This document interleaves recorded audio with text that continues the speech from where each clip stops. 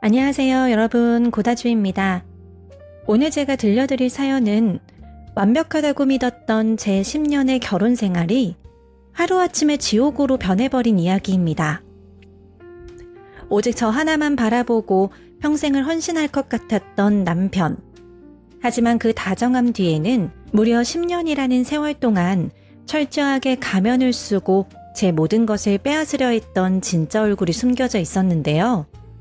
결혼 10년 차, 남편이 해외 출장을 간 사이 비바람이 몰아치던 늦은 밤, 누군가 제 집 현관문을 부서져라 두드렸습니다.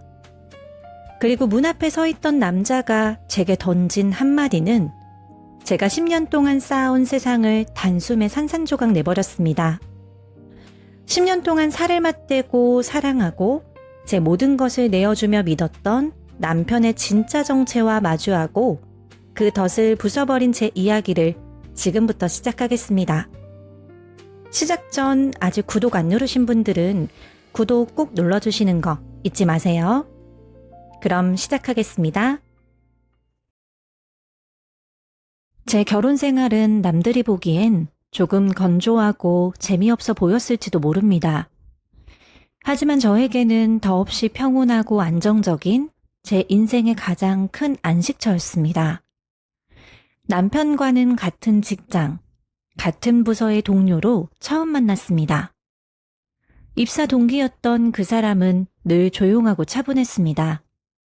남들처럼 화려한 언변으로 사람들의 시선을 끄는 타입은 아니었지만 묵묵히 굳은 일을 도맡아 하고 누구보다 일에 책임감이 강한 성실한 사람이었죠. 저는 그런 남편의 우직함과 성실함에 끌렸고 3년의 긴 연애 끝에 우리는 부부의 연을 맺게 되었습니다. 남편은 늘 입버릇처럼 자신은 가진 것이 없으니 2배, 3배로 더 열심히 살아야 한다고 말하곤 했습니다. 실제로도 늘 일에 파묻혀 살다시피 했고 야근은 밥 먹듯이 하면서도 저에게 미안해하며 다정함을 잃지 않는 사람이었습니다. 저는 그런 남편이 안쓰러우면서도 대견했고 제가 이 사람의 든든한 버팀목이 되어주어야겠다고 다짐했습니다. 사실 남편에게는 남들에게 쉽게 꺼내지 못하는 아픈 가족사가 하나 있었습니다. 어릴 적 남편에게는 자신과 얼굴이 똑같이 생긴 일란성 쌍둥이 형이 있었다고 했습니다. 하지만 그 형은 20대 초반의 젊은 나이에 불의의 사고로 세상을 떠났다고 했죠. 결혼 전 처음으로 제 앞에서 눈시울을 붉히며 형의 이야기를 꺼내던 남편의 모습을 저는 아직도 생생하게 기억합니다. 자신과 똑같은 얼굴을 한 세상에 하나뿐인 반쪽을 하루아침에 잃어버린 상실감이 얼마나 컸을까 싶어 제 마음이 다 미어지는 것 같았습니다. 형 목까지 2배로 열심히 살아야 한다는 그의 떨리는 목소리를 들으며 저는 남편의 그 깊은 상처까지 온전히 보듬어 주리라, 평생 이 사람을 외롭게 두지 않으리라 결심했었습니다. 그래서인지 시부모님도 유독 남편에 대한 애착이 강하셨습니다. 시골에서 평생 농사만 지어오신 시부모님은 가진 것이 넉넉하지 못한 분들이셨습니다. 자식이라고는 남편 하나뿐이었고 죽은 큰아들에 대한 슬픔 때문인지 며느리인 저보다도 남편을 어딘가 모르게 조심스러워하고 쩔쩔매는 기세까지 엿보였죠. 가끔 시댁에 내려갈 때면 시어머니는 남편을 부를 때마다 묘하게 말끝을 흐리시거나 흠칫 놀라는 모습을 보이곤 했습니다.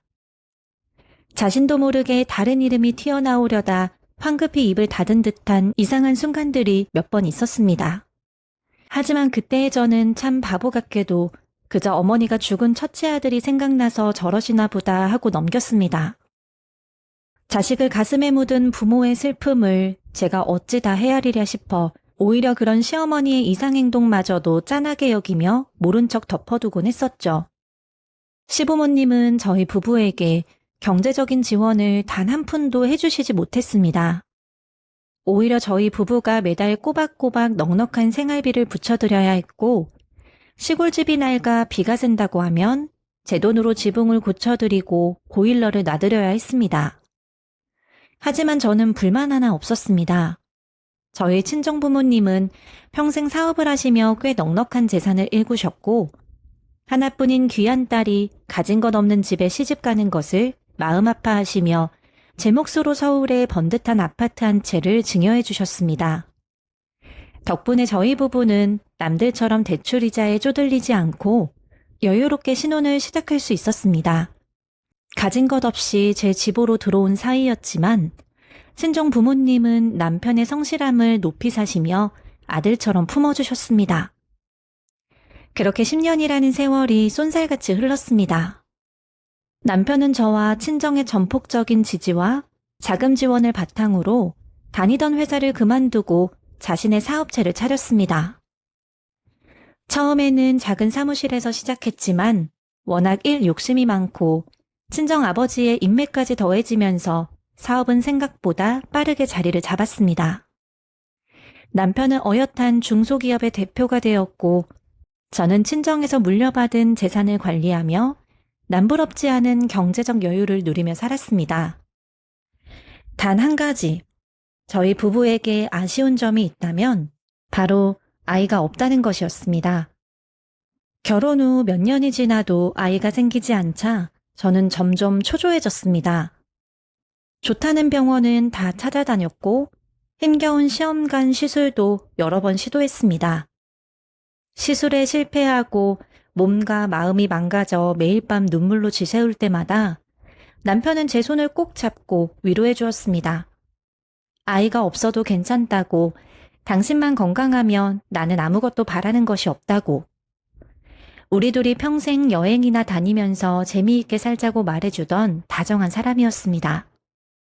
저는 그 말에 깊은 위로를 받았고 이 사람과 함께라면 아이가 없어도 평생 행복할 수 있을 것이라 믿어 의심치 않았습니다. 조용하지만 단단하게 저희 부부는 그렇게 세상에서 가장 견고한 울타리를 치고 살아간다고 생각했습니다. 그러던 어느 날이었습니다. 남편이 2박 3일 일정으로 해외 출장을 떠난 날 밤이었습니다. 큰 프로젝트를 앞두고 예민해져 있던 남편은 공항으로 가기 전 제게 미안하다며 다녀와서 푹 쉬게 해주겠다고 이마에 부드럽게 키스를 남기고 집을 나섰습니다. 남편이 없는 빈집에서 홀로 거실 소파에 앉아 텔레비전을 보고 있던 늦은 저녁이었습니다. 창밖으로는 추적추적 비가 내리고 있었고 집안은 고요하기만 했습니다. 갑자기 고막을 찢을 듯한 날카로운 초인종 소리가 정막을 깼습니다. 처음에는 그저 택배 기사님이 늦게 오셨나 보다 생각했습니다. 하지만 초인종 소리는 한 번으로 끝나지 않았습니다. 마치 고장난 것처럼 쉴 새 없이 울려대기 시작했고 이내 현관문을 주먹으로 부서져라 쾅쾅 두드리는 소리가 집안을 울렸습니다. 단순한 방문객의 노크가 아니었습니다. 누군가의 맹렬한 분노가 담긴 폭력적인 소리였습니다. 가슴이 철렁 내려앉았습니다. 도대체 이 밤에 누구길래 남의 집 문을 이렇게 두드리는 걸까? 심장이 미친 듯이 뛰는 것을 느끼며 덜덜 떨리는 손으로 거실벽에 붙은 인터폰 화면을 켰습니다. 그리고 화면에 비친 바깥의 상황을 확인한 순간 저는 숨이 턱 막혀 제자리에 굳어버리고 말았습니다. 화면 속에는 분명 제 남편이 서 있었습니다. 불과 몇 시간 전 단정한 정장 차림으로 공항으로 향했던 제 남편이었습니다. 하지만 화면 속의 남자의 몰골은 제가 아는 남편의 모습이 아니었습니다. 비에 흠뻑 젖은 머리카락, 며칠은 깎지 않은 듯 지저분한 수염, 핏발이 선 두 눈, 그리고 얼굴 절반을 덮고 있는 화상 흉터까지. 초췌하고 험악하게 일그러진 얼굴을 한 남자가 카메라를 뚫어질 듯 노려보며 현관문을 부수고 들어올 기세로 주먹을 휘두르고 있었습니다. 머릿속이 하얗게 비워졌습니다. 해외에 있어야 할 남편이 왜 저런 모습으로 우리 집 문을 부수고 있는 거지? 강도라도 당한 건가?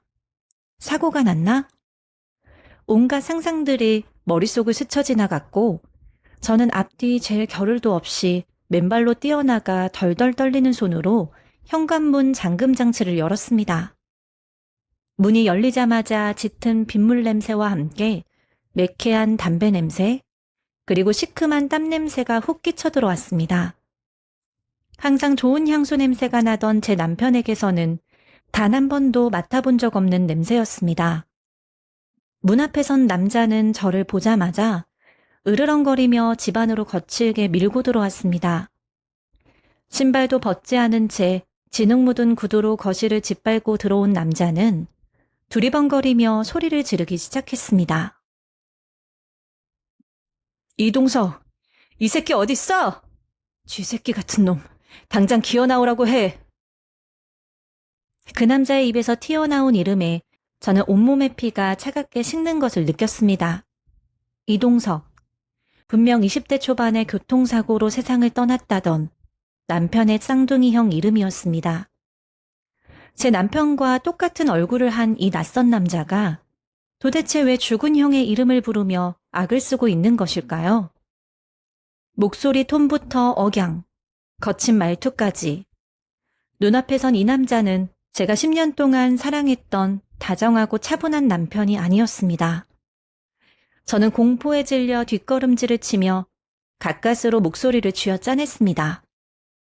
당신 누구냐고, 왜 남의 집에 쳐들어와 죽은 아주버님을 찾고 있느냐고, 설마 죽었다던 형님이 살아 돌아오신 거냐고 횡설수설하며 물었습니다. 제 물음에 거실을 난장판으로 만들려던 남자가 우뚝 걸음을 멈췄습니다. 그러고는 천천히 고개를 돌려 저를 위아래로 훑어보더니 입꼬리를 비틀어 올리며 비릿한 웃음을 터뜨렸습니다. 그 남자가 제게 던진 단 한마디는 10년 동안 제가 쌓아 올린 세계를 산산조각 내버렸습니다. 형수님, 당신 참 불쌍한 여자야. 10년 동안 당신이 매일 밤 안고 잔 그 새끼가 진짜 이동진인 줄 알았어? 하, 착각하지 마. 네가 평생을 바친 그 새끼는 이동진이 아니라 10년 전에 뒤졌어야 할 내형 이동석이라고. 그 새끼가 파놓은 함정에 빠져 죽다 살아난 진짜 이동진은 바로 나야. 그 순간 눈앞이 새카맣게 전멸하며 다리에 힘이 풀려 그대로 바닥에 주저앉고 말았습니다. 죽은 줄 알았던 아주버님이 살아 돌아온 것이 아니었습니다. 제가 10년 동안 살을 맞대고 제 모든 것을 바쳐 내조하고 평생을 약속했던 그 남자가 제 진짜 남편 이동진이 아니었다는 겁니다. 그는 바로 사고로 위장해 동생의 신분을 훔치고 완벽하게 다른 사람으로 살아온 죽었다던 쌍둥이형 이동석이었습니다. 도대체 어디서부터 잘못된 것일까요? 저는 10년 동안 누구와 밤을 보내고 누구와 밥을 먹었던 것일까요? 제 곁에서 완벽한 남편 행세를 하던 그는 도대체 왜 동생의 신분을 훔쳐 제게 접근했던 것이며 이 시퍼렇게 살아있는 진짜 시동생은 왜 10년이 지난 지금에야 나타난 것일까요? 바닥에 주저앉아 벌벌 떠는 저를 내려다보는 진짜 남편의 서늘한 눈빛 앞에서 제 지옥의 문은 그렇게 서서히 열리고 있었습니다. 거실 바닥에 주저앉은 저를 향해 화상 흉터로 뒤덮인 진짜 시동생 이동진은 지난 10년 동안 자신에게 벌어졌던 일을 낱낱이 토해내기 시작했습니다. 그의 입에서 흘러나온 이야기들은 제 이성으로는 도저히 감당할 수 없을 만큼 잔혹하고 파렴치한 내용이었습니다. 사건의 전말은 이랬습니다. 10년 전 제 가짜 남편이자 쌍둥이 형이었던 이동석은 불법 도박에 미쳐 사채업자들에게 쫓기는 신세였다고 합니다. 빛은 눈덩이처럼 불어나 감당할 수 없는 지경에 이르렀고 사채업자들의 협박에 하루하루 목숨의 위협을 느끼던 그는 결국 끔찍한 계획을 세웠습니다. 바로 자신과 똑같은 얼굴을 가진 쌍둥이 동생을 죽이고 자신이 그 동생의 신분으로 새 삶을 살겠다는 발상이었죠. 이동석은 당시 대기업에 취업해 성실하게 앞날을 준비하고 있던 동생 이동진을 인적 드문 국도로 불러냈다고 합니다. 형의 다급한 연락에 아무 의심 없이 달려간 동생에게 그는 수면제를 탄 음료를 먹였고 동생이 정신을 잃자 고의로 차량을 낭떠러지로 추락시켰습니다. 그러고는 피투성이가 된 동생의 옷을 벗겨 자신의 옷과 바꿔 입히고 지갑과 신분증마저 모조리 챙긴 뒤 차량에 불을 지르고 도망쳤던 것입니다.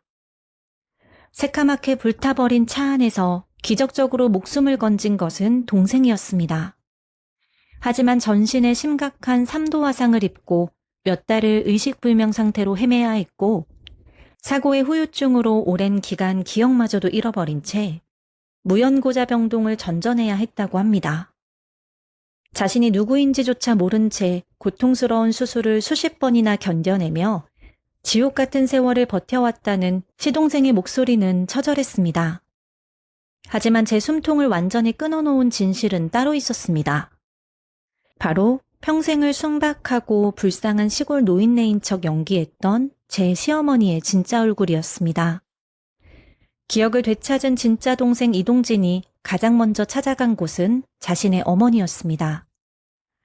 죽다 살아난 아들의 처참한 몰골을 보면 어머니가 품어주실 거라 믿었기 때문이죠. 하지만 시골집에 나타난 흉측한 몰골의 아들을 본 시어머니의 반응은 경악 그 자체였다고 합니다. 시어머니는 아들을 안아주기는커녕 귀신이라도 본 사람처럼 기겁하며 아들을 매몰차게 내쫓았습니다. 알고 보니 시어머니는 처음부터 모든 진실을 알고 있었습니다. 사고 직후 가짜 남편 이동석이 시어머니를 찾아가 자신이 동생을 죽이고 동생 행세를 하게 되었다고 실토했던 것입니다. 놀랍게도 시어머니는 큰아들을 경찰에 신고하기는커녕 오히려 그 사기극에 적극적으로 동참했습니다. 빚에 쫓기던 큰아들이 부잣집 외동딸인 저를 물어왔으니 이번 기회에 처가댁 재산을 뜯어먹으며 편하게 살아보자는 탐욕에 눈이 멀었던 것입니다. 시어머니가 제 앞에서 죽은 큰아들 이야기를 하며 눈물을 훔치던 그 모든 순간들, 남편의 이름을 가끔 잘못 부르며 흠칫 놀라던 그 실수들, 저희 친정에서 해준 돈으로 시골집을 고치고 보일러를 놓는다며 가져갔던 그 수많은 생활비와 목돈들, 그 모든 것이 가짜 남편의 남은 사채빚을 갚고 모자의 은밀한 주머니를 채우기 위한 철저한 연기이자 기만이었습니다. 기억을 찾은 진짜 아들이 돌아왔을 때도 시어머니는 화상 흉터로 평생 장애를 안고 살아야 하는 둘째 아들보다 부잣집 사위가 되어 매달 수백만 원씩 용돈을 꽂아주는 가짜 첫째 아들을 선택했습니다. 어차피 네 인생은 망가졌으니 제발 조용히 숨어서 네 형이 호강하고 살게 내버려 두라고 어미가 주는 푼돈이나 받으면서 평생 나타나지 말라고 친어미가 자기 자식의 가슴에 2번 대못을 박아버렸던 것입니다. 시동생의 고백을 들으며 저는 그저 헛웃음만 흘러나왔습니다. 10년입니다. 무려 10년이라는 세월이었습니다. 그 긴 시간 동안 저는 살인마와 한 침대를 쓰고 저를 물주로 여긴 시어머니에게 진심을 다해 며느리 노릇을 해왔던 것입니다. 저의 친정부모님은 사위가 안쓰럽다며 당신들의 재산을 아낌없이 내어주셨는데 그 모든 것이 저 모자의 손에 들어가고 있었다는 사실에 억장이 무너져 내렸습니다. 정신을 차려야 했습니다. 이대로 무너져서 울고만 있을 때가 아니었습니다. 저는 벌벌 떨리는 다리를 끌고 남편이 평소 절대 들어오지 못하게 자물쇠로 굳게 잠가두었던 서재로 향했습니다. 평소라면 남편의 사생활이라며 존중했겠지만 눈이 뒤집힌 저는 망치를 가져와 서재 책상에 잠금 장치를 부숴버렸습니다. 그리고 뜯겨나간 서랍 안에서 저는 제 인생의 마지막 숨통마저 끊어버리는 증거물들과 마주하게 되었습니다. 서랍 깊숙한 곳에는 남편이 저 몰래 만들어둔 여러 개의 대포 통장과 제 이름과 친정 부모님의 이름으로 몰래 받아둔 막대한 액수의 대출 서류들이 쏟아져 나왔습니다. 심지어 제가 친정의 자금으로 차려주었던 남편의 회사 지분마저 이미 몇 달 전부터 정체불명의 해외 페이퍼 컴퍼니로 은밀하게 매각되고 있는 서류까지 발견되었습니다. 더욱 끔찍한 것은 그 서랍에서 발견된 한 장의 항공권이었습니다. 2박 3일 일정으로 해외 출장을 간다며 제 이마에 다정하게 키스를 하고 떠났던 가짜 남편. 하지만 서랍 속의 비행기 티켓의 귀국일은 아예 존재하지 않았습니다. 편도 항공권. 그것은 출장이 아니라 완벽한 도주를 의미했습니다. 최근 들어 진짜 시동생이 자신들의 뒤를 캐고 있다는 사실을 눈치챈 가짜 남편과 시어머니가 마침내 제 친정재산과 회사의 모든 자산을 현금화하여 해외로 영원히 도망칠 계획을 세웠던 것입니다. 아이를 갖기 위해 제가 그토록 눈물을 흘리며 시술을 받았을 때도 남편이 이런저런 핑계를 대며 비읍저적이었던 이유도 명백해졌습니다. 그는 처음부터 언제든 모든 돈을 빼돌려 도망칠 생각이었기에 자신을 올가맬 핏줄 따위는 남기고 싶지 않았던 것입니다. 머릿속에서 경고음이 울리기 시작했습니다. 이대로라면 저는 남편이라는 가짜 껍데기에 제 모든 청춘과 재산, 그리고 친정 부모님의 노후까지 모조리 빼앗긴 채 평생 갚지도 못할 빚더미에 앉아 범죄자의 아내로 파멸하게 될 것이 뻔했습니다. 당장 내일이면 저 사람이 해외에서 모든 돈을 세탁하고 영영 사라져버릴지도 모르는 절체절명의 위기였습니다. 저는 바닥에 주저앉아 오열하는 대신 입술을 꽉 깨물었습니다. 입술이 터져 비릿한 피맛이 입안에 번졌지만 그 통증조차 느껴지지 않을 만큼 제 온몸의 신경은 오직 단 하나의 목적, 응징을 향해 곤두서기 시작했습니다. 저는 화상흉터를 안고 거실 구석에 몸을 웅크리고 있는 진짜 시동생에게 다가갔습니다. 10년 전 친형에게 배신당하고 이름조차 빼앗긴 채 지옥 같은 삶을 살아온 그 사람. 얼굴은 알아볼 수 없을 정도로 일그러져 있었지만 두 눈만큼은 형형하게 빛나고 있었습니다. 저는 그 거칠고 투박한 손을 꽉 잡았습니다. 그리고 그에게 약속했습니다. 당신의 진짜 이름, 진짜 인생을 되찾아 주겠다고. 내 가족을 기만하고 당신을 지옥에 밀어넣은 그와 그를 감싸고 돈 시어머니까지 남김없이 짓밟아 주겠다고 말입니다. 시동생은 제 손을 마주잡고 소리 없이 뜨거운 눈물을 흘렸습니다. 그것은 우리 두 사람 사이에 처절한 동맹이 맺어지는 순간이었습니다. 날이 채 밝기도 전인 새벽, 저는 시동생을 차에 태우고 곧장 저희 친정집으로 향했습니다. 갑작스런 딸의 방문에 놀라 뛰어나오신 부모님은 제 곁에 선 낯선 남자를 보고 당황함을 감추지 못하셨습니다. 저는 부모님을 거실에 앉히고 지난밤 제가 듣고 확인한 모든 진실을 낱낱이 토해냈습니다. 가짜 남편의 정체가 사실은 죽었다던 쌍둥이 형이라는 사실부터 그가 동생을 죽이려 했던 살인 미수범이라는 것, 그리고 지금 우리 집안의 모든 재산을 해외로 빼돌려 도주하려 한다는 계획까지 전부 다 말씀드렸습니다. 이야기를 들은 친정아버지는 충격에 휩싸여 그 자리에서 숨을 몰아쉬며 가슴을 부여잡으셨습니다. 평생 사업을 하며 산전수전 다 겪으신 분이었지만 사위라고 믿고 아들처럼 거두어준 인간이 사실은 살인마의 사기꾼이었다는 사실은 감당하기 힘든 충격이셨을 겁니다. 친정어머니는 바닥을 치시며 통곡하셨습니다. 가진 것 없는 사위가 기죽을까봐 철마다 보약을 지어 먹이고 뒤에서 남몰래 용돈을 챙겨주시며 친자식보다 더 아꼈던 어머니였습니다. 그 다정함과 사랑이 모두 헛되었다는 사실에 어머니는 오열하셨습니다. 하지만 친정아버지는 달랐습니다. 평생을 냉혹한 사업가로 살아오신 분답게 잠시 충격에 빠지셨던 아버지는 이내 무서운 속도로 평정심을 되찾으셨습니다. 아버지는 곧바로 자신의 서재로 들어가 평소 집안의 법률 자문을 맡고 있던 대형 로펌의 대표 변호사와 주거래은행의 지점장에게 긴급 전화를 걸었습니다. 주말 새벽이었지만 사안의 심각성을 인지한 그들은 한달음에 저희 친정집으로 달려왔습니다. 변호사와 은행 지점장이 도착하자마자 우리는 남편의 서재에서 챙겨온 서류들을 바탕으로 긴급회의를 시작했습니다. 지점장의 확인 결과 상황은 제가 생각했던 것보다 훨씬 더 절망적이었습니다. 가짜 남편은 이미 몇 달 전부터 치밀하게 자금 세탁을 준비해오고 있었습니다. 제가 친정에서 물려받아 관리하고 있던 상가 건물 2채를 제 인감과 서류를 위조해 담보로 잡고 막대한 대출을 일으킨 상태였고 아버지가 자금을 대어 차려주었던 회사의 알짜배기 자산들마저 이미 여러 겹의 유령회사를 거쳐 현금화가 진행되고 있었습니다. 월요일 아침 은행 업무가 시작되자마자 수십억 원에 달하는 현금이 해외의 정체불명 계좌로 일제히 송금되도록 예약이체 지시가 내려져 있었던 것입니다. 조금만 늦었어도 제가 그날 밤 시동생을 만나 진실을 알지 못했더라면 저희 가족은 월요일 아침에 길거리에 나앉게 될 뻔했습니다. 변호사는 즉각적인 법적 조치에 돌입했습니다.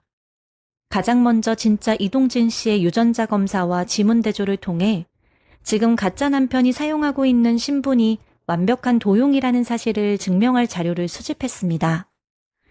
이를 근거로 경찰에 대규모 사기 및 신분 도용, 횡령 혐의로 긴급 고발장을 접수함과 동시에 가짜 남편 명의로 되어 있는 모든 은행 계좌와 카드, 그리고 저희 부부 공동 명의의 부동산에 대해 모조리 지급정지와 처분금지 가처분 신청을 냈습니다.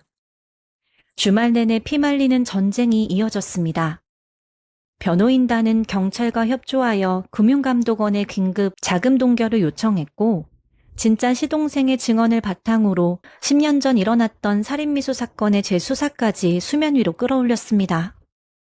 그 과정에서 가짜 남편이 출장을 핑계로 떠난 곳이 동남아의 한 국가이며 그곳에서 이미 자신의 차명으로 호화스러운 고급 풀빌라를 구입해 두었다는 사실까지 밝혀졌습니다.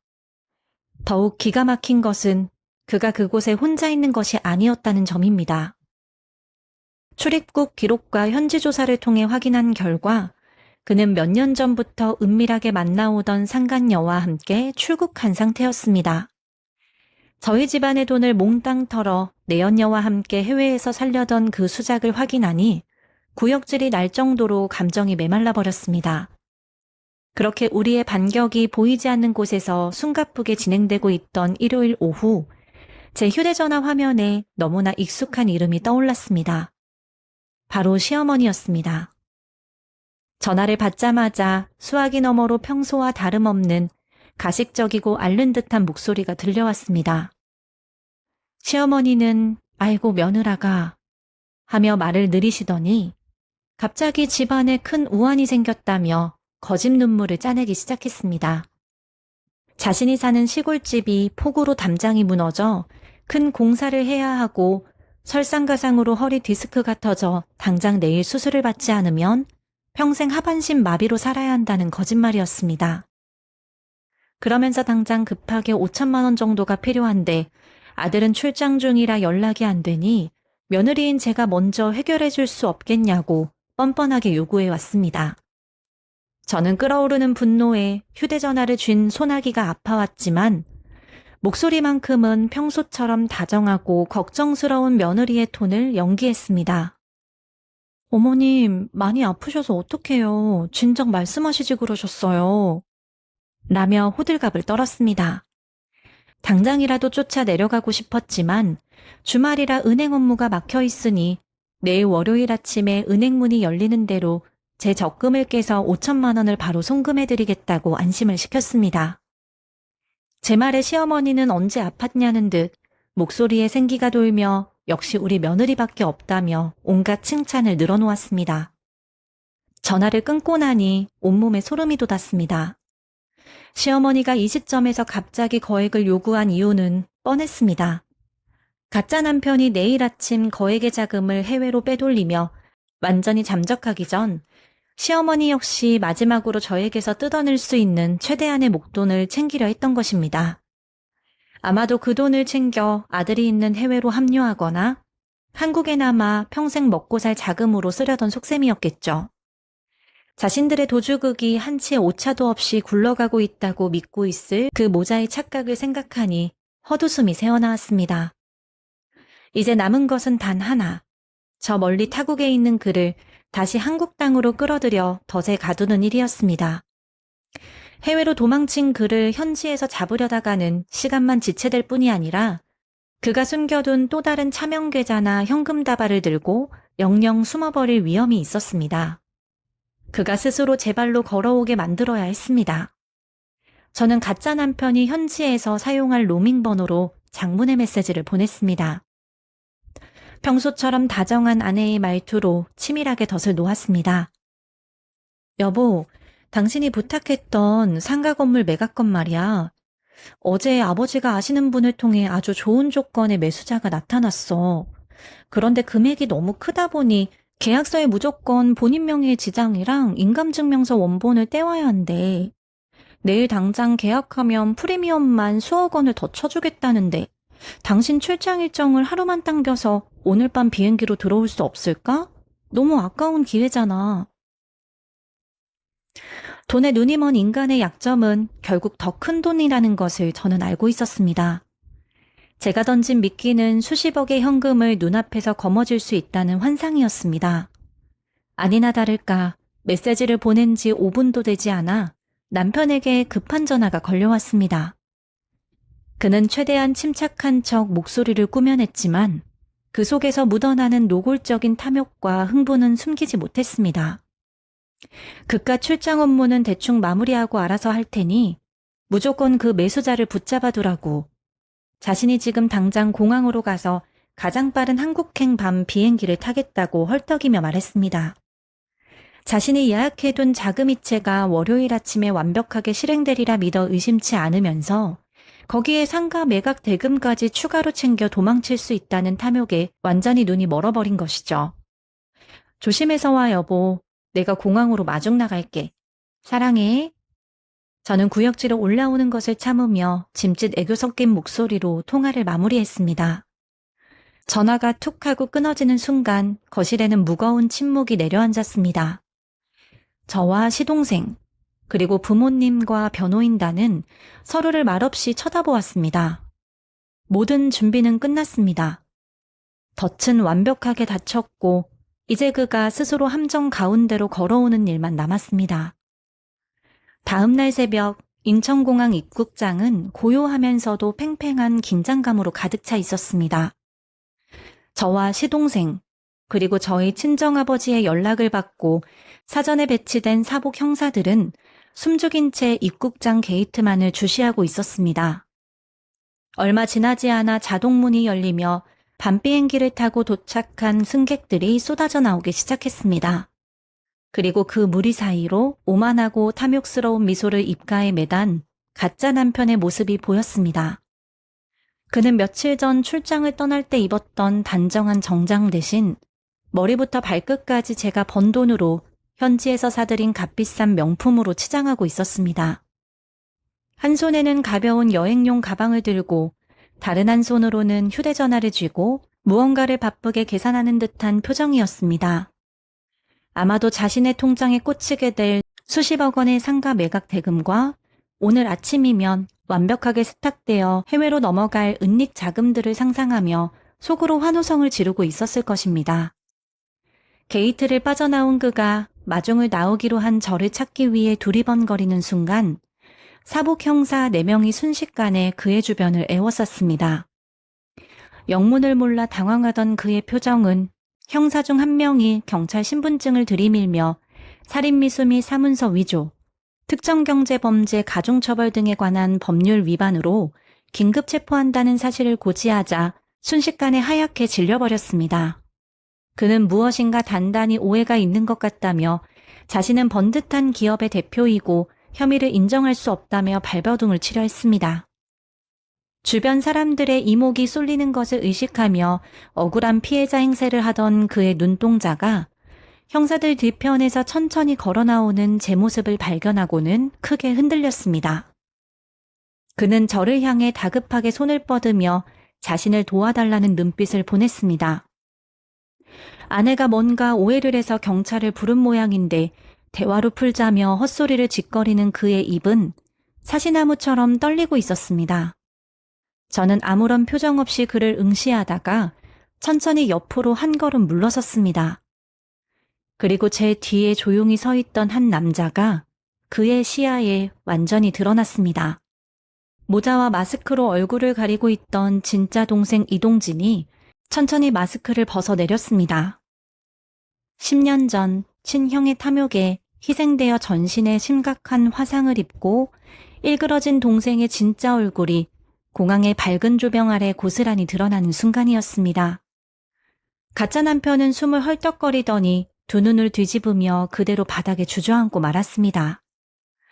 10년 전 자신이 수면제를 먹여 낭떠러지로 밀어버리고 불태워 죽였다고 확신했던 친동생. 자신이 훔친 이름의 진짜 주인이 눈앞에 서 있다는 사실에 그는 극한 공포에 질려 바지에 소변을 지리고 말았습니다. 바닥을 기며 뒷걸음질 치려는 그에게 형사들의 차가운 수갑이 채워졌습니다. 그가 바닥에 나뒹굴며 울부짖는 사이 시계바늘은 정확히 월요일 오전 9시를 가리켰습니다. 은행의 영업이 시작됨과 동시에 변호인단이 주말 내내 준비해두었던 모든 금융 및 법적 조치들이 일제히 톱니바퀴처럼 돌아가기 시작했습니다. 그가 현지 페이퍼 컴퍼니로 송금하려 했던 수십억 원의 예약이체는 금융감독원의 긴급 동결 조치로 단 1원도 빠져나가지 못한 채 계좌 전체가 영구정지되었습니다. 제 명의를 도용해 일으키려던 상가 담보대출 역시 모두 무효 처리되었으며 그가 자신의 차명으로 빼돌렸던 국내외의 모든 자산에는 처분금지 가처분이 떨어졌습니다. 비행기에서 내리자마자 수십억 대의 자산가가 되어 영원한 자유를 누리려던 그의 계획은 단 1초도 실행되지 못한 채 완벽한 휴지 조각으로 전락해버린 것입니다. 가짜 남편이 수갑을 찬 채 공항 바닥에서 끌려나가는 그 시각, 지방의 한 작은 농협지점에서도 기가 막힌 상황이 벌어지고 있었습니다. 폭우에 담장이 무너지고 디스크가 터져 당장 수술받아야 한다며 제게 거짓말을 늘어놓았던 시어머니는 멀쩡한 두 다리로 은행 문이 열리기도 전부터 도착해 번호표를 뽑고 기다리고 있었다고 합니다. 며느리가 송금해주기로 약속한 5천만 원을 현금으로 찾아 곧장 아들이 있는 해외로 뜰 작정이었던 그녀는 창구 직원에게 제발 돈을 빨리 내어달라며 뻔뻔하게 윽박을 지르고 있었습니다. 하지만 창구 직원은 이미 경찰과 은행 본점으로부터 긴급 협조 요청을 받은 상태였습니다. 직원은 전산 오류가 났다며 시간을 끌었고 애가 탄 시어머니가 언성을 높이며 난동을 피우려던 찰나 은행 문을 밀고 들어온 형사들이 그녀의 팔을 낚아챘습니다. 영문을 몰라 발악하던 시어머니는 형사의 입에서 첫째 아들 이동석의 이름과 살인미수 공범, 그리고 사기 및 횡령 방조 혐의라는 단어가 흘러나오자 그 자리에서 주저앉았습니다. 평생을 불쌍하고 순박한 시골 노인네인 척 연기했던 그녀는 동네 사람들이 다 지켜보는 은행 한가운데서 수갑을 찬 채 경찰차에 태워졌습니다. 오후가 되자 경찰서 조사실에는 이 사기극의 주연들이 한자리에 모였습니다. 저는 경찰의 배려로 매직미러 너머로 그들을 조용히 지켜볼 수 있었습니다. 조사실 안의 풍경은 그야말로 서로를 물어뜯는 다툼이었습니다. 가장 먼저 발을 뺀 것은 시어머니였습니다. 자신은 아무것도 몰랐다며 전부 빚에 쫓겨 미쳐버린 큰아들이 꾸민 짓이고 자신은 아들의 협박에 못 이겨 어쩔 수 없이 입을 다물고 있었을 뿐이라며 자기 자식에게 모든 죄를 뒤집어 씌우기 시작했습니다.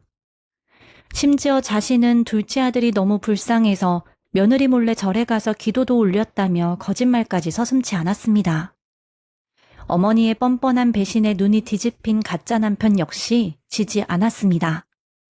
그는 10년 전 자신이 훔친 신분으로 이 집에 들어왔을 때 부잣집 며느리 재산을 뜯어먹자고 가장 먼저 부추긴 것은 어머니였다며 악을 썼습니다. 자신이 빼돌린 돈의 절반은 어머니의 도박빚과 허영심을 채우는 데 들어갔다며 어머니가 몰래 사들인 차명 부동산과 금괴의 행방을 경찰에게 불어댔습니다. 그들의 민낯은 여기서 끝이 아니었습니다. 가짜 남편과 함께 동남아로 출국해 현지에서 대기하고 있던 상간녀 역시 인터폴과 공조한 현지 경찰에 의해 불법 체류 및 자금 세탁 혐의로 체포되어 국내로 압송 중이라는 소식이 전해졌습니다. 알고 보니 가짜 남편은 제 돈을 훔쳐 상간녀의 이름으로 현지에 호와 풀빌라를 샀고 두 사람이 그곳에서 평생 호의호식할 시나리오를 짜두었던 것입니다. 그 사실을 전혀 모르고 있던 시어머니는 자기 아들이 그 어마어마한 돈을 자신을 위해 쓴 것이 아니라 내연녀에게 갖다 바쳤다는 사실에 분노를 이기지 못하고 아들의 얼굴에 침을 뱉고 욕설을 퍼부었습니다. 조사가 진행될수록 그들이 저지른 범죄의 규모는 상상을 초월했습니다. 가짜 남편이 지난 10년 동안 제 친정 부모님의 재산을 갉아먹는 수법은 악랄하기 짝이 없었습니다. 그는 회사 운영자금이라는 명목으로 장부를 조작해 수십억 원을 빼돌렸고 심지어 제 이름으로 생명보험까지 여러 개를 가입해둔 상태였습니다. 만약 제가 그날 밤 진실을 알지 못하고 그를 공항으로 배웅한 뒤 홀로 남겨졌다면 그는 해외에서 상간녀와 지내는 동안 한국에 남은 저는 거액의 빚더미에 깔리거나 혹은 더 끔찍한 위협을 받았을지도 모를 일이었습니다. 모든 증거가 완벽하게 수집되고 구속영장이 떨어지기 직전 저는 변호사를 대동하고 조사실 안으로 걸어 들어갔습니다. 바닥에 엎드려 서로를 탓하며 울부짖던 두 사람은 제 구두 발소리에 일제히 고개를 들었습니다. 저를 발견한 그들은 제 바지가랭이를 부여잡고 살려달라며 애원하기 시작했습니다. 가짜 남편은 제 발등에 이마를 찧어대며 자신이 잠시 미쳤었다고 지난 10년 동안 당신을 사랑한 마음만큼은 진짜였다며 구차한 변명을 늘어놓았습니다. 어머니 역시 눈물 콧물을 범벅한 채로 며느리에게 받은 은혜는 평생 잊지 않고 갚을 테니 제발 감방에만 가지 않게 선처를 해달라며 제 손에 얼굴을 비벼댔습니다. 한때는 제 하늘이었던 남편, 한때는 제 가족이었던 시어머니가 바닥에 납작 엎드려 자비를 구걸하고 있었습니다. 저는 그 손들을 뿌리쳤습니다. 그리고 그들의 면전에 대고 가장 현실적인 사실들을 조목조목 읊어주었습니다. 당신들이 내 돈으로 샀던 그 해외 풀빌라는 현지 당국과의 공조를 통해 전면 몰수 조치되었고 내연녀의 계좌로 빼돌렸던 돈들도 역시 범죄 수익금으로 분류되어 단 1원도 남김없이 전액 국고로 환수될 것이라고 말입니다. 또한 시어머니가 숨겨두었던 밭과 금괴 역시 손해배상 청구를 통해 모조리 제 명의로 가압류가 걸렸으며 당신들은 빈털터리 신세로 평생을 감옥에서 보내게 될 것이라고 못을 박았습니다.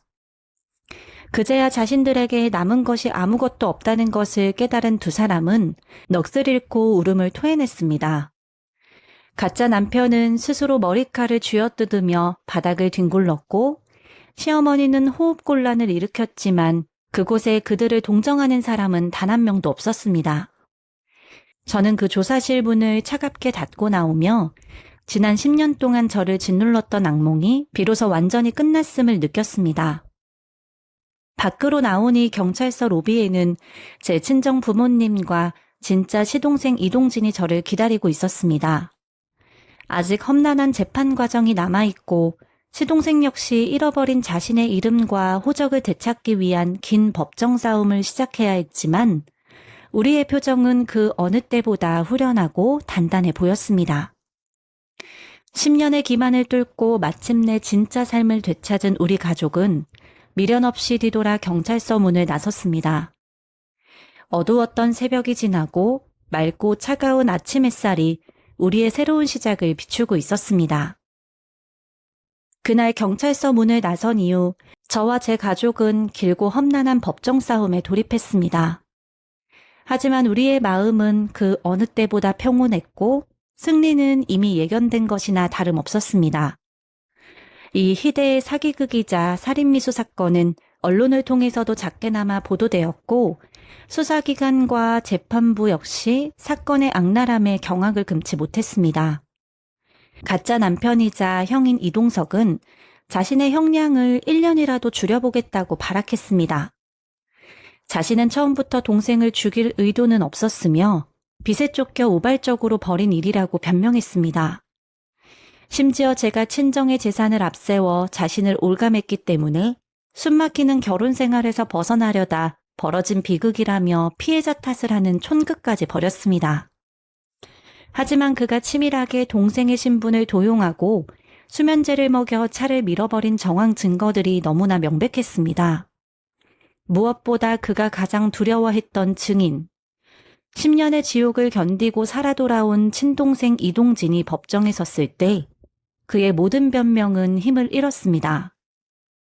온몸에 화상 흉터를 안고 증언석에 앉은 시동생은 자신을 죽음으로 몰아넣고 10년 동안 자신의 인생을 훔쳐간 친형의 악행을 담담하지만 시리게 증언했습니다.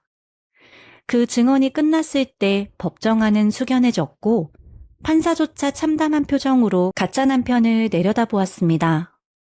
결국 가짜 남편 이동석에게는 살인미수, 사문서 위조, 특정경제범죄 가중처벌 등에 관한 법률 위반, 사기 및 횡령, 적용할 수 있는 모든 죄목이 더해져 중형이 선고되었습니다. 선고가 내려지는 순간 그는 다리에 힘이 풀려 주저앉았고 교도관들에게 끌려나가며 마지막까지 저와 시어머니 그리고 세상을 향해 저주를 퍼부었습니다. 친아들의 살인을 묵인하고 범죄 수익을 함께 누렸던 시어머니 역시 죗값을 피하지 못했습니다. 고령의 나이와 건강 악화를 핑계로 어떻게든 시력만은 면해보려 휠체어를 타고 법정에 출석하며 불쌍한 연기를 다했지만 그녀의 실체가 담긴 녹취록과 자금 세탁 내역 앞에서는 아무 소용 없었습니다. 시어머니 또한 사기 방조와 범죄 수익 은닉 혐의로 징역형을 선고받아 구치소로 이감되었습니다. 교도소에 수감된 이후 시어머니는 며칠을 한 번꼴로 제게 편지를 보내왔습니다. 구치소 안이 너무 춥고 밥이 입에 맞지 않는다며 며느리로서 마지막 도리라고 생각하고 영치금을 넉넉히 넣어달라는 구걸이었습니다. 자신이 평생 의지하려 했던 가짜 첫째 아들은 독방에 갇혀 면회조차 거부하고 있고 상간녀 일당은 모든 재산을 압류당한 채 파산하여 아무도 그녀를 돌봐주지 않았기 때문입니다. 저는 그 편지들을 단 한 번도 뜯지 않고 그 자리에서 바로 파쇄기에 갈아버렸습니다. 우리를 둘러싼 모든 법적, 경제적 문제들도 하나둘 제자리를 찾아갔습니다. 변호인단의 발빠른 대처 덕분에 가짜 남편이 빼돌렸던 자산은 단 1원도 유실되지 않고 전부 제 몫과 친정아버지의 회사의 소유로 환수되었습니다. 그의 명의로 되어 있던 모든 서류는 유전자 검사 결과 법원의 판결을 통해 원래의 주인인 진짜 이동진의 것으로 정정되거나 저와의 결혼 자체가 사기로 인한 원천 무효 소송을 통해 제 100% 단독 재산으로 복귀되었습니다. 이혼이라는 꼬리표조차 남지 않게 되었습니다. 애초에 저는 이동진이라는 존재하지 않는 사람과 혼인신고를 한 것이나 다름없었기에 혼인 취소 소송을 통해 제 가족관계 증명서는 다시 깨끗한 상태로 되돌아왔습니다. 가장 많은 것이 변하고 또 새로워진 사람은 바로 진짜 시동생 이동진이었습니다.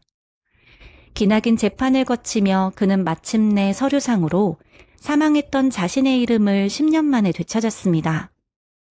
새로 발급받은 주민등록증을 손에 쥐던 그날 그는 저희 친정부모님 앞에 무릎을 꿇고 어린아이처럼 소리내어 울었습니다.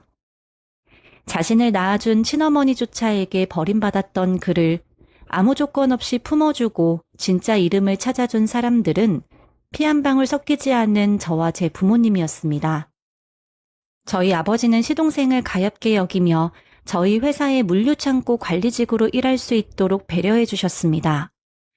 사람들과 마주칠 일이 적고 조용히 일에 집중할 수 있는 환경 덕분에 시동생은 빠르게 안정을 찾아갔습니다.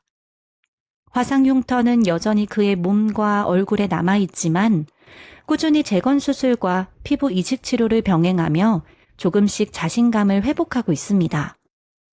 가끔 주말이면 저희 집을 찾아와 아버지와 함께 바둑을 두거나 정원을 가꾸며 환하게 웃는 그의 모습을 볼 때마다 저는 묘한 안도감을 느낍니다. 10년 전 그 사고가 없었더라면 그는 이렇게 선량하고 다정한 모습으로 평범한 가정을 꾸리고 살았을 텐데 그의 잃어버린 청춘이 안타깝지만 적어도 남은 그의 인생만큼은 따뜻하고 평온하기를 우리 가족 모두가 진심으로 응원하고 있습니다. 지금 어딘가에서 누군가의 배신과 거짓말 때문에 고통받고 계신 분이 있다면 감히 이 말씀을 전하고 싶습니다. 당신의 진심을 기만한 사람 때문에 자신을 깎아내리거나 자책하지 마세요. 결국 진실은 반드시 드러나기 마련이고 뿌린 대로 거두는 법입니다. 가장 밑바닥까지 떨어졌다고 생각되는 그 순간이 어쩌면 여러분의 인생을 진짜 단단하게 만들어줄 가장 강력한 터닝포인트가 될 수도 있습니다. 저 역시 그 절망 속에서 저를 사랑하는 가족들의 손을 잡고 다시 일어났듯 여러분들의 앞날에도 반드시 따뜻한 날이 올 것이라 믿습니다. 네, 오늘의 사연은 여기까지입니다. 길고도 숨가팠던 이야기 끝까지 들어주셔서 정말 감사합니다. 오늘 제 사연이 여러분들의 마음에 조금이나마 위로가 되셨기를 바라겠습니다. 제 이야기에 공감하셨다면 영상 아래에 있는 구독과 좋아요 꼭 눌러주시고 여러분들의 따뜻한 응원과 생각들을 댓글로 많이 남겨주세요. 앞으로도 여러분들의 삶에 항상 평안과 행복만 가득하시기를 진심으로 기원하겠습니다. 감사합니다.